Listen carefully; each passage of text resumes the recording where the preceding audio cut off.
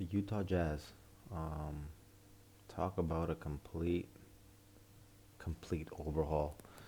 It all started with their coach, Quinn Snyder. He stepped down as the coach, and then everything else just followed.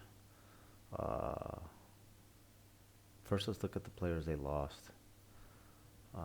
You see Bogdanovich, who got traded to the Pistons, starting forward. Rudy Gobert, the center, went to Minnesota, and Donovan Mitchell, Cleveland, and Royce O'Neal with the Nets. That's four. These are four starters from last season,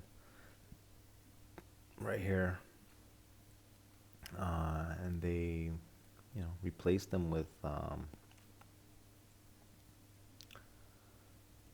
Horton Tucker from the Lakers, decent pickup. Laurie Markin and Colin Sexton are the two players that will be involved in the rebuilding process. A couple of young players, talented, um, but it's just rebuilding time. Uh, but they kept enough pieces where it shouldn't be that much of a disaster.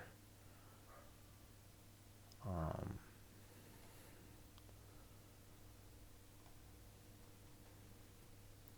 if we look over here, just look at the roster. One sec. Utah.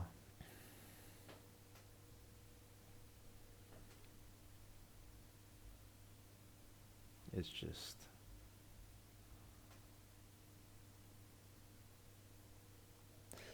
okay. They kept some decent. They still got Mike Conley, Jordan Clarkson. So it's not a complete blowout. Rudy Gay. So they will definitely be rebuilding, but it they might not go through as many bumps and bruises as some other players, some other teams. I mean, such as San Antonio, for example. That's just completely gonna have to start from scratch. Utah kept some pieces. Danny Ainge is running the team over there. He's trying to do something similar like he did with the Celtics. When they had to rebuild from the Kevin Garnett, Ray Allen, Paul Pierce era.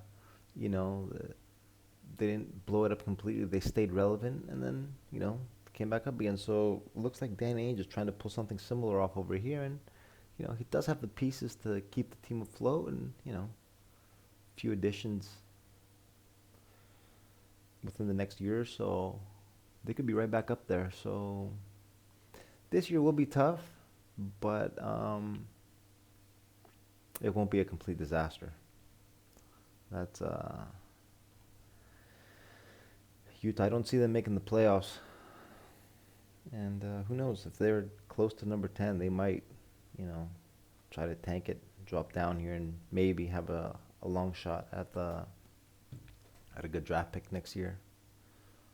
So that's Utah.